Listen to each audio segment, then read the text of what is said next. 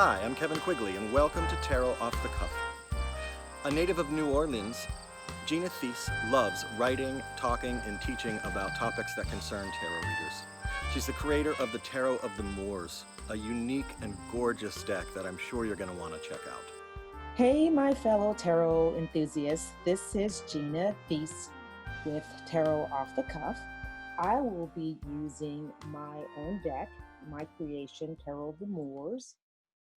Ooh, the last few readings that I've done with Tarot Off the Cuff, I've been getting major arcana cards, and there are majors and minors. This card in my deck is the Sultan, and it is key 4. And in the traditional decks, key 4 is the Emperor. And so I just am in the midst of doing, and we're coming off tax time. And so income tax, so filing income tax, federal and state, which is a weird thing to come to mind. But I was just thinking about this in terms of when the Sultan, also known as the Emperor, shows up, it's like usually dealing with some type of large agency, government agency, building, some sort, buildings, business on a large scale, corporations. And this also shows up, it's like if you're dealing with, think of government taxes, government contracts, government work, looking at leadership. We are, depending on when you look at this is an election year in the United States. And so leadership is on the forefront of everyone's mind. Elections are happening all over, primaries, and then in November of 2020, we'll have a presidential election. And so the interesting thing about this card, I am not sure, I may want to check the numerology, but I believe the Emperor is one of, if you're into birth cards, which is something, if you want to learn about birth cards, go to the Tarot Schools, which is tarotschool.com, and they have a course on birth cards. But I believe this is one of the current president's birth cards. And so it is very interesting that leadership is kind of showing up here, and things dealing with government. Every day we're looking at, all over the world globally, everything about leadership. So how does this relate to tarot and the tarot reading? Well, there are many ways. And when you are looking at meanings and interpretations, you have a couple of several different ways that information can come to you. You can use your book knowledge of what you've learned about the cards. You can use your own intuitive interpretations. You can just story tell, and it just really depends on your process. So with the Emperor or the Sultan, when that shows up in my readings, I always talk to or speak to a person's structure, how they want structure or restructuring to happen. And so we're thinking about, or I'm thinking about, how nationally and globally, a lot of things have got to be restructured. This project was started, of course, as many, was birthed during the COVID-19 pandemic.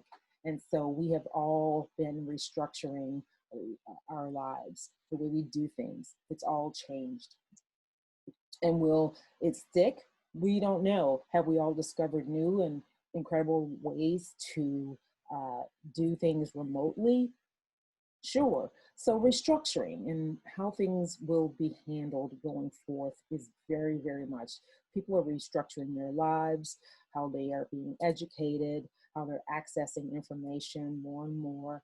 And so also looking at systems that were previously not really brought to the on anybody's radar, but now it's apparent that a lot of things all over globally are broken, and how we are taking care of people needs to be restructured. So when you're looking at this, when you bring it closer to home in your own readings, look at structure. Look at what's going on with structure.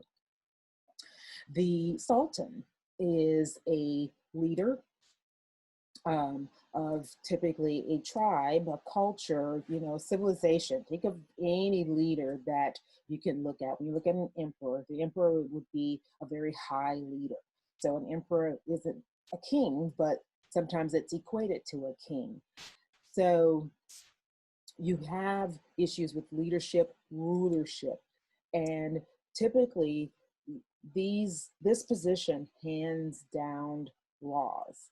So again, you look at laws, ways of being, and it's for the good of all, right? Typically, I also equate key for the Sultan with fatherhood and a very masculine take on how structure happens within our families, and then in businesses, this may be equated to a CEO, or just your boss or a CEO. But you typically, for me, I typically look at the highest of the high. So it is also the end authority, right? So it's not necessarily a spiritual authority, say for instance, as the Hierophant would be, but it is an authority of how to rule, how to govern. So you think about your life, you think about how are you ruling your life? Well, what is ruling you in your life? And what kind of structure or restructuring needs to happen?